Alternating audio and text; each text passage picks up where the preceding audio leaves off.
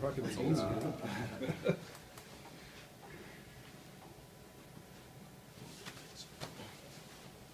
I guess that was the first.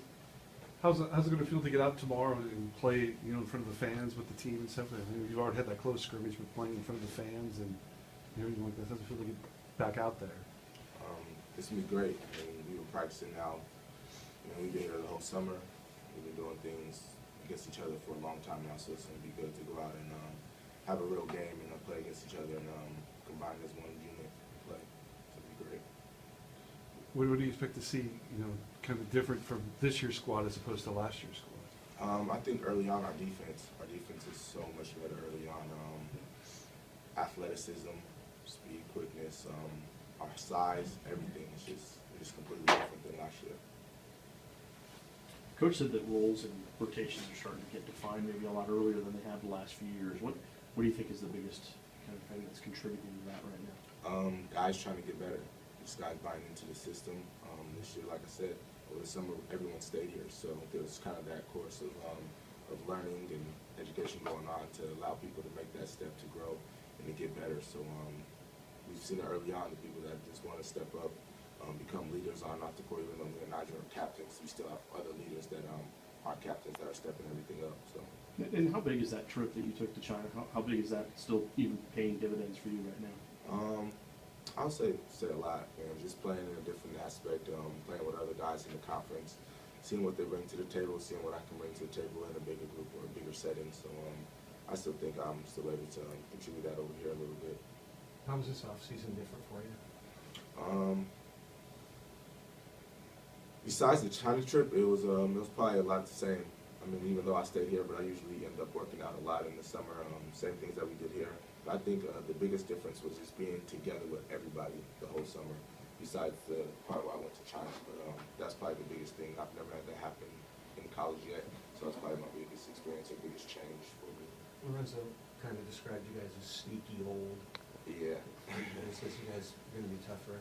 Yeah, well, me, I'm like the young old dude, so like I just turned 21, but like Jannard's 22 already, G's 22, Sean like 60, so we're just an old group of guys now.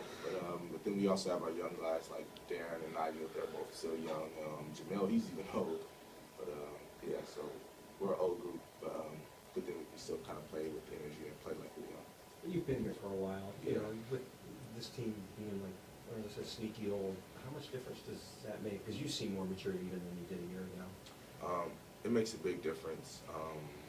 Going through this college experience, I've learned that usually a lot of the better teams usually have those older guys and people who are more experienced to kind of lead the way. And then there's always the young guys who step into their roles and kind of help embrace that and grow with you. So I feel like that's what our guys have done.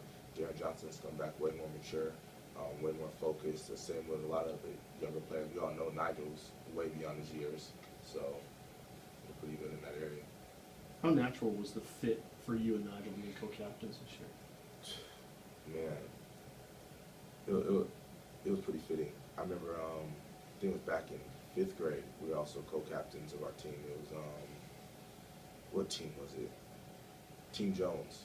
And we were both co-captains of that team, and I remember we were on a losing streak, and him and his mom came down, and they like brought me down, and we went and had lunch. And like, man, if we're gonna do this, we gotta do it the right way. And we had this long talk, and it just reminded me back in the day when we used to play together. So it was pretty fitting. I think the coaches knew that as well.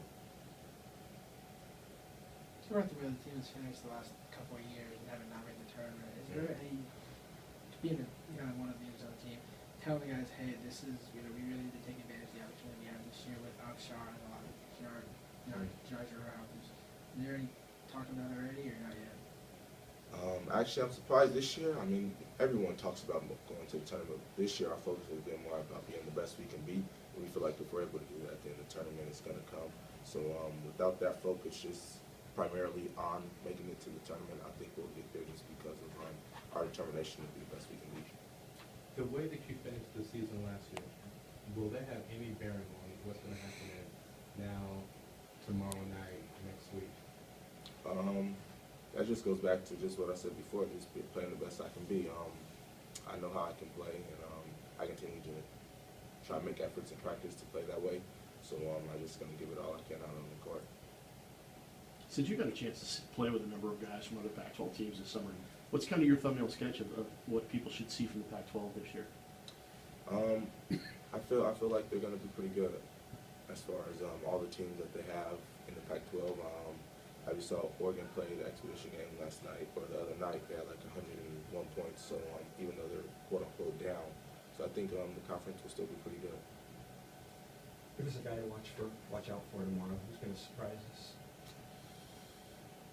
Ooh, that's a tough one. My best guess would either be, I have to give you three. It'd be Queven Winters, Robert Upshaw, or Donovan Dorsey. Anything else for you?